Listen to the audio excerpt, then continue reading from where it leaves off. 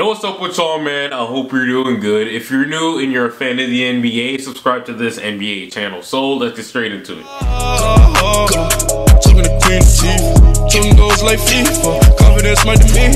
The NBA playoffs so far has been stupid lit, and just about every single playoff series except for maybe one or two is actually turned. The Pacers aren't folding easily to LeBron James. Brad Stevens is literally stunning the Milwaukee Bucks interim coach. The Miami Heat versus the 76ers series is juicy as hell because of the amount of trash talk these two teams are doing. Then we also got the Raptors versus the Washington Wizards, and that playoff series is pretty interesting as well. But today we're here talking about the most surprising and disappointing playoff teams. First, let's talk about the most surprising team though. There are multiple teams out there that have caught my eye this playoffs, and they're playing better than I thought they would be. I'm talking about the Pacers, the Celtics, and the New Orleans Pelicans. Out of these three teams, in my opinion, I believe the Pelicans have been hands down the most surprising team. I'm dead serious. Who would have thought the Pelicans would be up 3-0 on the Trailblazers? Not me or you, I can tell you that for sure. These guys are literally getting ready to sweep the Trailblazers. And this isn't just a one-man show by Anthony Davis either. He's playing with two other players who are playing like stars right now. Jrue Holiday and playoff Rajon Rondo. That man has been straight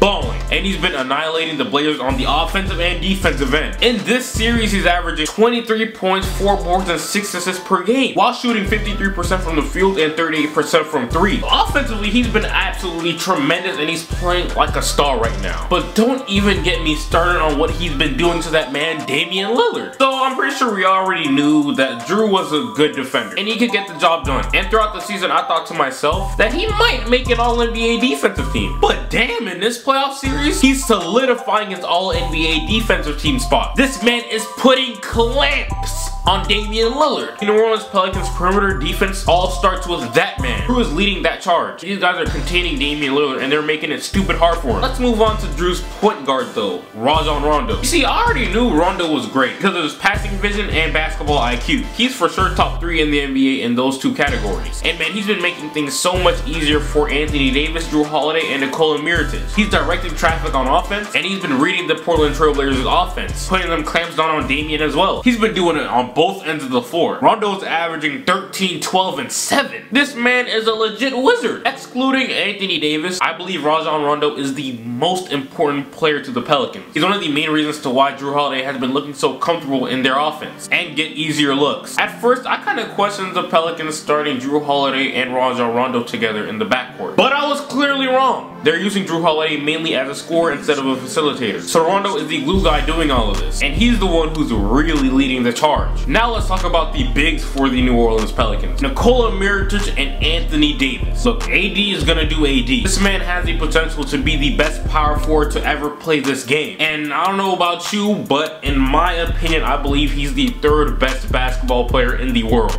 I shouldn't have to say much about it. In this series, he's averaging 28 points, 12 boards on 54% shooting from the field. Oh yeah, and he's also averaging 3 blocks and 2 steals per game in this series. So this is nothing out of the norm for Anthony Davis. Let's talk about the other big behind him, Nikola Mirotic though. He's been a human flame. This man has been doing his job extremely well, and he's shooting his threes at an extraordinary rate. Nikola is shooting 48% from 3 while attempting nearly 8 a game. I told you, this guy is a human flame. You guys, I don't know about you, but I didn't really notice until now that E'Twaun Moore, Nikola Mirotic, and Rajon Rondo are former Bulls, and Nikola has experience playing with those two guys. So the Pelicans bringing in Nikola Mirotic is almost a seamless fit. And I know the playoffs aren't over right now, but I'm just gonna say it right now that the Pelicans have been the most surprising team. Defensively, they've been trapping Damian Lillard and CJ McCollum, and they send double, triple teams their way, and that forces their role players to go ahead and create a play, which they really can't do because they're role players. Okay, so let's move on to the most disappointing teams in this year's playoffs. I got 2 teams in mind for this one. The Portland Trailblazers, of course, and the Milwaukee Bucks. What the hell happened to the Trailblazers? I'm sure most people thought this series was gonna go to either 6 or 7 games. Like I said, now it looks like they finna get swept.